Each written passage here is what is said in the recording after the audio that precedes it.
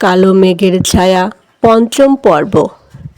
ক্রোধে উন্মত্ত হয়ে রাবেয়া বেগম আর আকাশ যখন অনন্যার বাবার বাড়ির সামনে এসে দাঁড়ালো, তখন বিকেল গড়িয়ে সন্ধ্যা নামছে। মধ্যবিত্ত পাড়ার এই শান্ত পরিবেশটা আচমকাই উত্তপ্ত হয়ে উঠল রাবেয়া বেগমের চড়া গলার আওয়াজে। কই গো বিআই মশাই, ঘর থেকে বের হন। মেয়েকে তো রাজকন্যা বানিয়ে ঘরে লুকিয়ে রেখেছেন, এখন জামাইয়ের নামে কোর্টের নোটিশ পাঠানো হচ্ছে।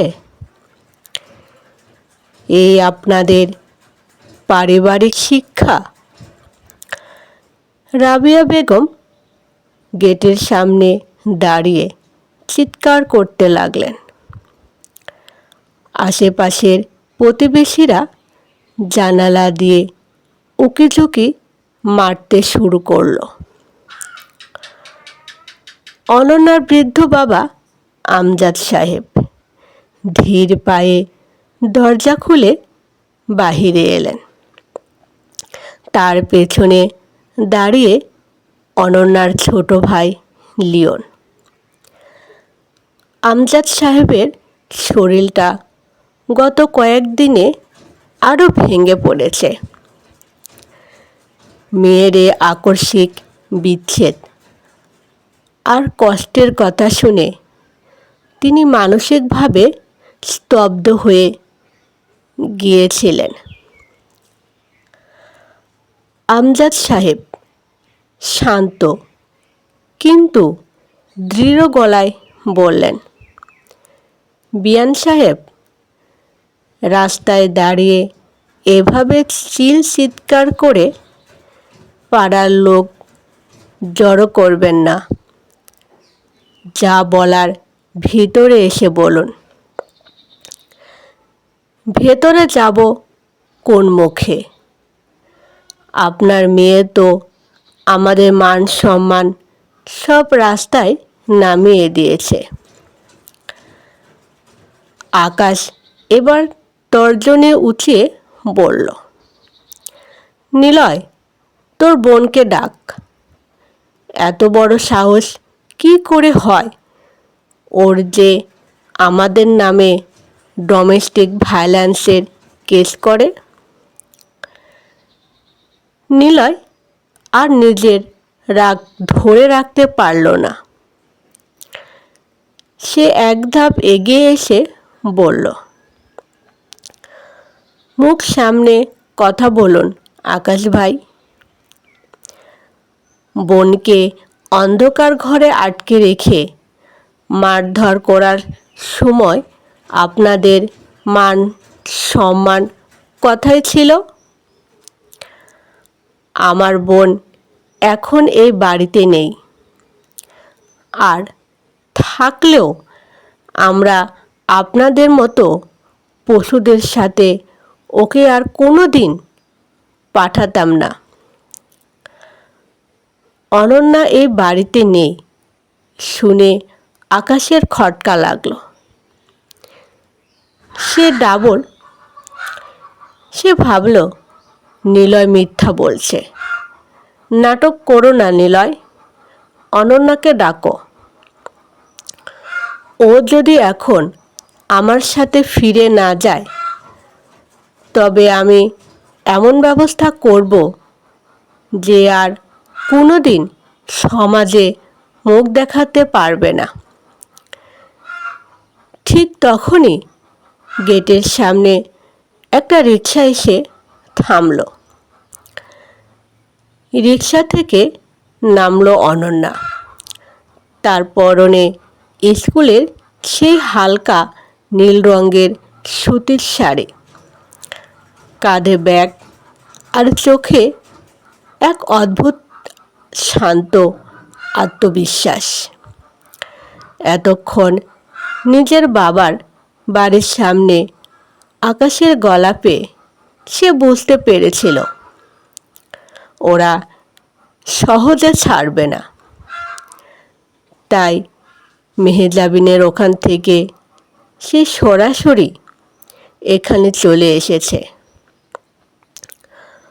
অনন্যাকে দেখে আকাশ উপহাসের সুরে বলল, আরে মহারানী তো দেখি বাহিরের থেকে ঘুরছেন। তা বাবার বাড়ি ছেড়ে এখন কোথায় থাকা হচ্ছে শুনি? এই নোটিশটা পাঠাতে লজ্জা করলো না তোমার? আকাশ নোটিশটা অনন্যার মুখের সামনে ঝাঁকালো। অনন্যা এক মুহূর্তের জন্য কেঁপে উঠল না। সে সোজা আকাশের চোখের দিকে তাকিয়ে বলল, লজ্জা তো আপনাদের হওয়া উচিত। আকাশ, যে নোটিশটা তোমার হাতে আছে ওটা তো শুধু শুরু। এই 3 মাসে তোমরা আমার ওপর যে অত্যাচার করেছ তার সব প্রমাণ আমার মেডিকেল রিপোর্টে আছে। আর হ্যাঁ, তোমরা যে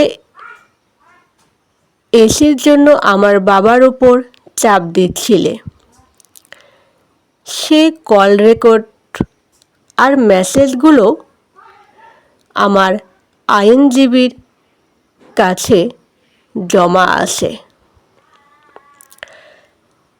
মেডিকেল রিপোর্ট আর কল রেকর্ডের কথা শুনে রাবিয়া বেগমের মুখের রং চট করে বদলে গেল। তিনি বুঝতে পারলেন অনন্যাকে আর আগের মতো ভয় দেখিয়ে কাবু করা যাবে না। আকাশ একটু আমতা আমতা করে বলল, অনন্যা, তুমি রাগ করছো কেন? স্বামী স্ত্রীর মধ্যে একটু আধটু ঝগড়া তো হয়েই থাকে। তাই বলে কোর্ট কাচারি করতে হবে? চলো ঘরে চলো। মাও তোমাকে আর কিছু বলবে না। অনন্যা একটা তাচ্ছিল্যের হাসি হাসল। আর কোনো দিন আমি ওই নরকে পা দেব না আকাশ। আর শোনো, আমি এখন একটা স্কুলে চাকরি করি। নিজের উপার্জনে বাঁচতে শিখেছি। তোমাদের ওই যৌতুকের টাকার ওপর বা তোমাদের করুণার ওপর আমি আর নির্ভরশীল নই। পাড়ার লোকজন ততক্ষণে সব সত্যিটা বুঝে গেছে। চারপাশ থেকে ফিসফিসানি শুরু হলো। আহা, এত ভালো মেয়েটার ওপর এমন অত্যাচার করেছে। ব্যাংকের চাকরি করে কি হবে? মানুষ তো ছোট লোক। পরিস্থিতি বেগতিক দেখে রাবিয়া বেগম আকাশের হাত ধরে টানলেন। চল আকাশ, এখানে দাঁড়িয়ে কথা বাড়িয়ে লাভ নেই।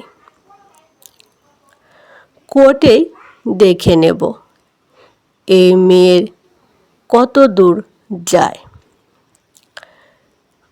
আকাশ যাওয়ার আগে শেষবারের মতো অনন্যার দিকে তাকালো। সে চোখে রাগ নয়, ছিল এক ধরনের পরাজয়ের গ্লানি, যে অনন্যাকে সে ঘরের কোণে ফেলে রেখেছিল।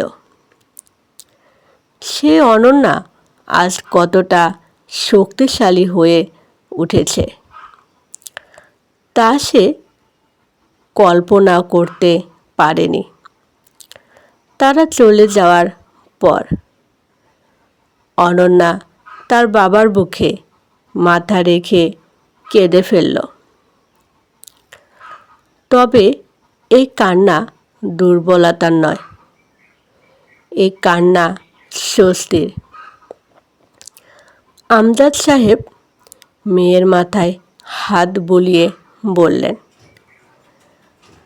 আমি তোর ওপর গর্বিত মা। তুই আজ নিজের অধিকার ছিনিয়ে নিয়েছিস। অনন্যা বুঝতে পারল